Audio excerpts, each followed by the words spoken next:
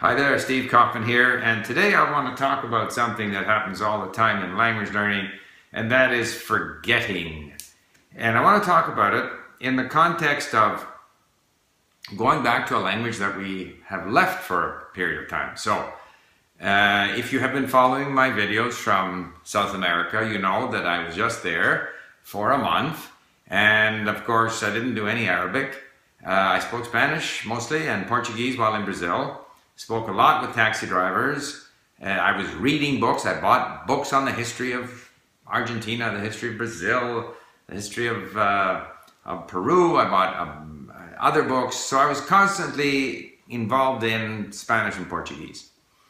So now I'm back. I'm not back in Vancouver yet. I'm in Palm Springs because, as you know, my wife and I spend part of the winter here.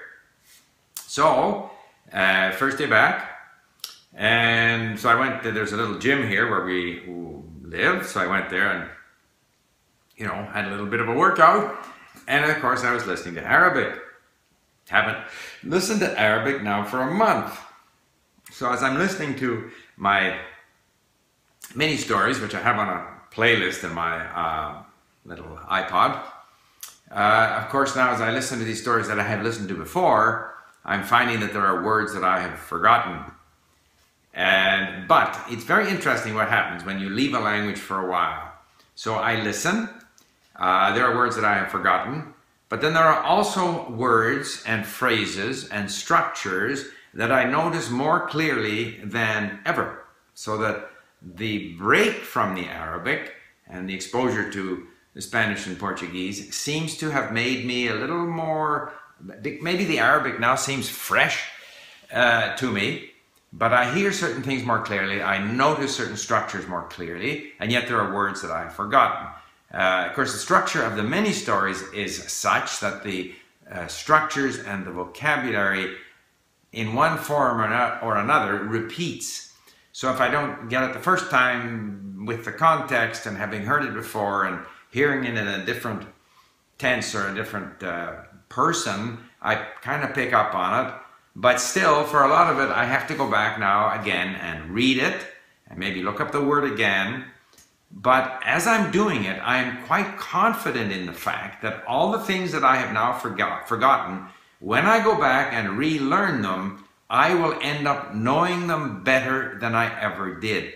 So the work that I did in my first pass through in Arabic is kind of like, preparing the ground.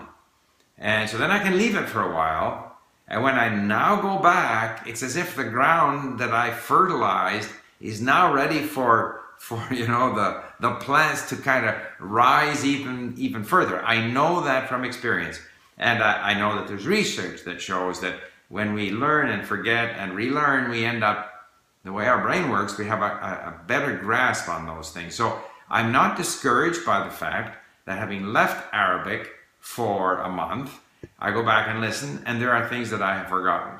I've done it before. I've left languages for 6 months, and I go back, and of course I've forgotten things, but if I then stay with it, then I end up learning it better. Because after all, when I first started on Arabic, I couldn't read anything. I couldn't read the letters. I didn't understand anything. None of it made any sense. I didn't have any sense of the structure.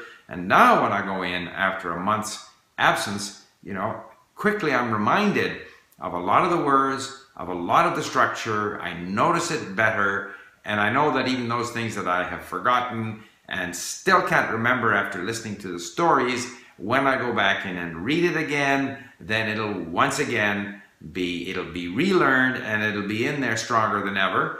And then I will go into new material. And of course, into the new material, I will again be, in fact, revisiting certain words, revisiting certain structures, and so I'll be plowing forward. So it's just to say that some people say, well, what do you do? Should I leave a language? If I leave it, will I forget it? And people are so concerned about taking a break from their language studies. And I believe that if your language learning is based on massive input, massive reading and listening, and if you're motivated by an interest in the language, an interest in things, culture surrounding the language, you needn't worry about leaving it for a month or 2 or 3. When you go back in there, very quickly, you'll be back to where you were and stronger than ever. And so that's kind of been, it's just kind of thought that crossed my mind as I was in the gym listening to my Arabic mini stories. There you have it. Bye for now.